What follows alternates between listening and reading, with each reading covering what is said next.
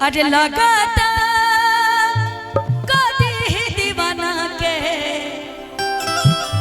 Photo के चुमेल रोजाना के।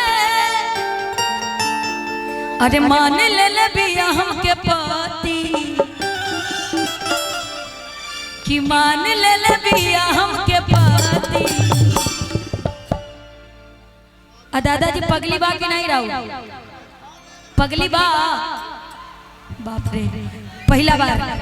अरे मान ले बिया हमके पति पगली देखावे अगरबत्ती पगली देखावे अगरबत्ती।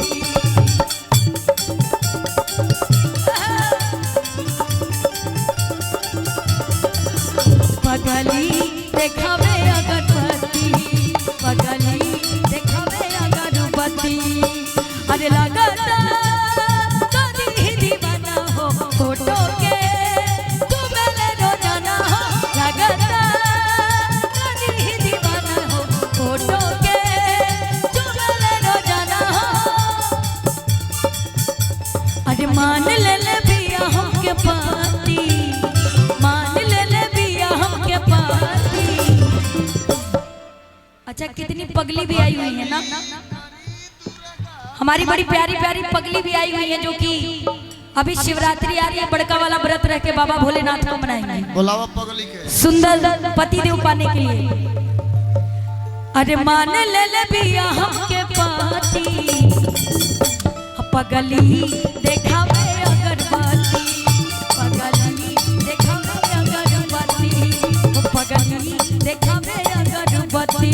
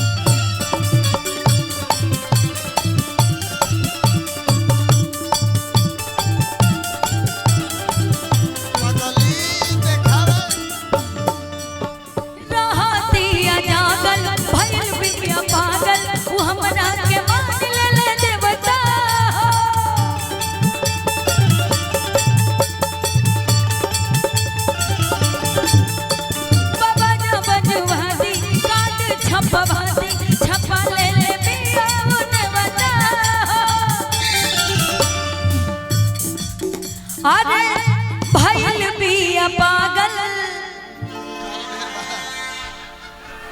अजरहातिया जागल। अच्छा हमको लग रहा है आपको मंच पे मैं बिठा दूं, हमारे कीबोर्ड वाले भैया की जरूरत नहीं पड़ेगी, बढ़िया सुर दे देंगे। बस कर भाई। अरे भइल बिया पागल रहतिया जागल वो हमरा के मान ले देवता बाबा जा बजवा दी काट छपवा दी छपा ले बिया उनवता। काहे? अरे पूजा कर लेके धूप बत्ती पूजा कर लेके धूप बत्ती पगली देखावे अगरबत्ती पगली देखावे अगरबत्ती पगली देखावे अगरबत्ती।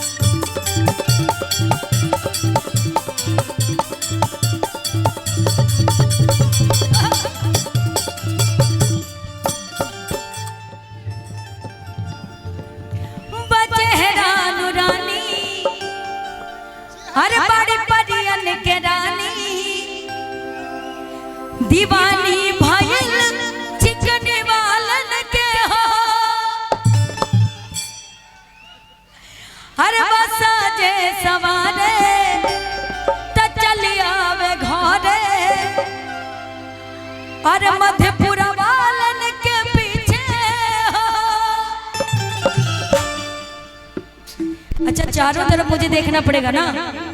बच्चे है रानू रानी हो परियन के रानी, दीवानी भाई चिकनी वालन के हो।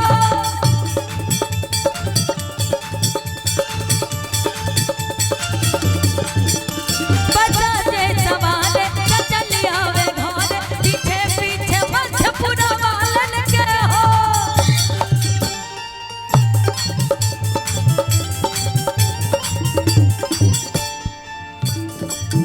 अरे दूर नहीं रहे गोराती, दूर नहीं रहे गोराती, पगली देखावे अगरबत्ती, पगली देखावे अगरबत्ती, ओ पगली देखावे अगरबत्ती, पगली देखावे अगरबत्ती, पगली देखावे अगरबत्ती, पगली देखावे अगरबत्ती।